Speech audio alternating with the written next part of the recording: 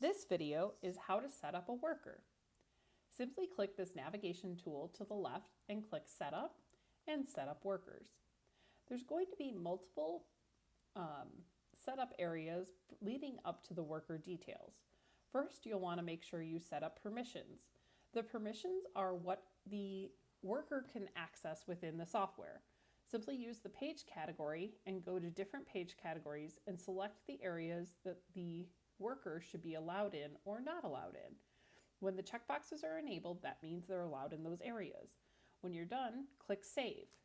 These permission options will be available to be selected from the worker detail page. If I click up here, I can also set up some compensation scales. So for example, maybe I have incentives if you sell more products, then you'll make more money in commission. So for example, a retail scale, anything from $0 to $100 in retail will get me 5% commission, or anywhere from 100 to 250 will be 10% commission, or 250 to 1,000 will be 12% commission, and so on. You'll want to make sure that this tops out at a really high number so that it gathers everything above that number. The basis is a 0 or step.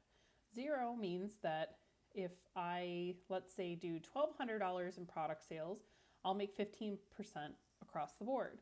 The step option would pay me 5% on the first 100, 10% on the next 150, then 12% on the next $750, and so forth.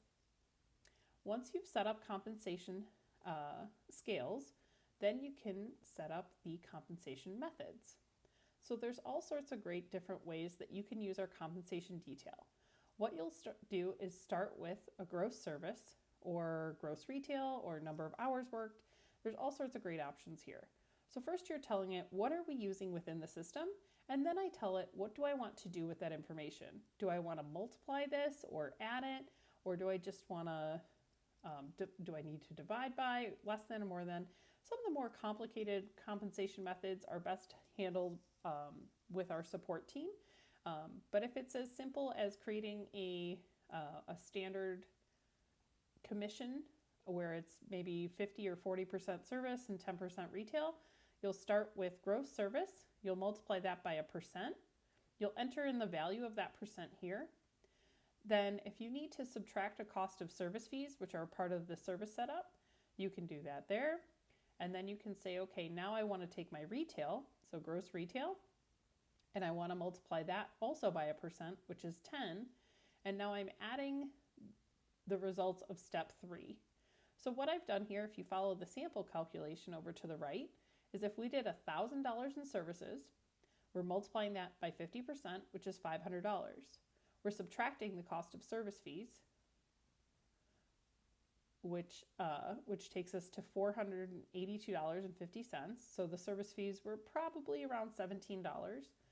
Then I'm taking my gross retail, which was $200, multiplying that by a commission percent of 10, which is $20. So then I'm saying, okay, what is $20 plus the results of step 3, which was $482.50? And when I add those two together, it'll be $502.50. So you can create as many different compensation methods as you'd like, and you can apply those in the setup worker detail. I'm going to skip over setup goals. You'll want to watch a video on setting up billboard goals. They're a little more advanced than these goals. These goals were around when we first started our software, and we've advanced that functionality since. And then of course the worker details.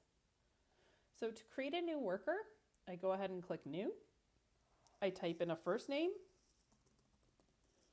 middle name, or last name. I'll give it an email, a start date. A termination date is only used for if this employee is terminated.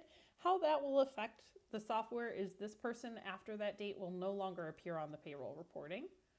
I can assign a worker PIN. This is great for if they're planning to use our time clock. If not, you can leave that empty. And then we'll give her a username. This can be also her email or anything you would like it to be. Then you'll assign a password and then retype the password.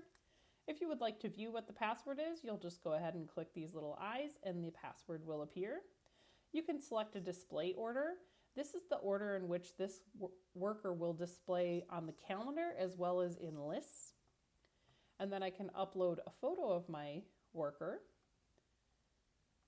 And then down here, I can put in some more additional information like their legal name, their contact information, their address. If they would like to receive notifications for booked appointments via email, you can check this box. Or if we want to send notifications for canceled appointments, you can check that box. And then I can put in a birth date, any additional worker notes, and their emergency contact. The next tab is the hours. These hours are the hours that they'll be physically in the salon. I can copy hours from a different worker if I would like. And then also my online hours. So the worker can have in-store hours that maybe don't show up as available to book online to clients. That's where these online hours would come in. If those are identical, you could just click same and it will populate those. Then you'll move on to the services tab.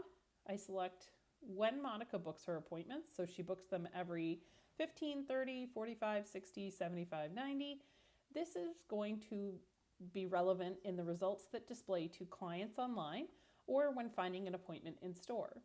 So if I say book every 60 minutes, it will only show availabilities every 60 minutes as available. I can select the level that I assigned during setup services. So in setup services, if you selected multiple levels and I assign them to level 4, I can select that here and I can click apply level and any pricing will update below. And then for the services she performs, if she does all the color services, I can click select all. If she does some nail services, I can click on nails and just say that she does manicures. It's also important to keep in mind that if you do offer these services online, you would select them for this checkbox over to the right, as well as this checkbox here. So up at the top, you'll see is performs versus online. So if you don't want to offer some services online, you don't have to. You can just uncheck these boxes and they will not be available for booking online. If you have specialty pricing for a specific service and for one worker, you'll go ahead and click this edit option here. The default price for this is $25, but maybe Monica's children's haircuts are $20 and her default duration is 30, but maybe she likes to take a little more time. Hers is 45. And then I can update any other information and click save. And now Monica charges less and takes a little more time for that service. Next is my other tab. So my worker role is my role within the business. STX Cloud implements certain functionalities that are available only to business owners, like editing hours or accessing certain things. So you'll want to make sure that you assign an appropriate worker role within this selection here. Allow retail sales will show Monica's name on the list of her when you go to check out a ticket that has a product. And then her security permissions, we set those up previously. If she gets paid hourly, I can put in an hourly amount here. And if she gets paid a salary, I can put a salary in there. That will pertain back to the hour or the setup compensation methods. And then I have my compensation method that I'm selecting. So we'll do that. Even though she doesn't work hourly, it's okay to put information in there. And then I can check this box for view only my appointments. When this box is checked, when Monica logs in and looks at the appointment book, she'll only see her appointments as well as from the app. Additionally, we have view only my billboard goals. If this is selected, when she's looking at her billboard goals, she'll only see her own information. She won't see everybody's. And then I can choose to hide client contact info. This will hide phone numbers, emails, and physical addresses from the client or from the worker for the client. Down here, this information will be available soon, but it's not available today, so we're going to skip over that. And last but not least, this goal tab, same rule applies. You'll want to set up the billboard goals. That's a little more advanced. We can't remove this up from the software. It's an older feature of ours. We're looking to clean that up soon, but thank you for watching and have a great day.